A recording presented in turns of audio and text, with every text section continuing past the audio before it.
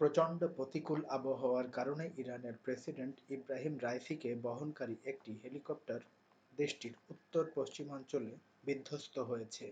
এটি হলো যে হেলিকপ্টারটিতে ইব্রাহিম রাইসি বসেছিলেন তার সেই সময়ের দৃশ্য।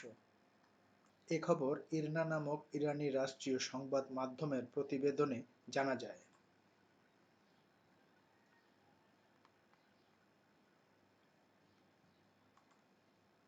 ইরানের ভারজাকান অঞ্চলে হেলিকপ্টারটি বিধ্বস্ত হয়।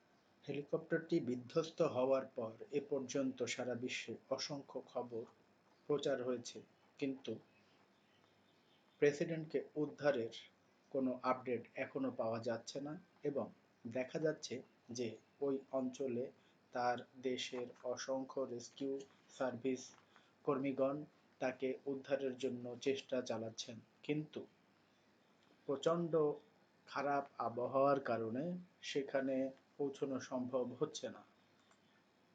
তাই পরবর্তী খবর পাওয়ার জন্য আমাদের আন্তর্জাতিক নানান ধরনের যত প্রচার মাধ্যম রয়েছে তাদের শেষ নিউজের অপেক্ষা করতে হচ্ছে। তাই পরবর্তী নিউজ পাওয়ার জন্য আমাদের চ্যানেলটিকে সাবস্ক্রাইব করে রাখুন এবং নিউজ পাওয়ার জন্য অপেক্ষায় থাকুন। ধন্যবাদ সকলকে। আসসালামু আলাইকুম রহমতুল্লাহ।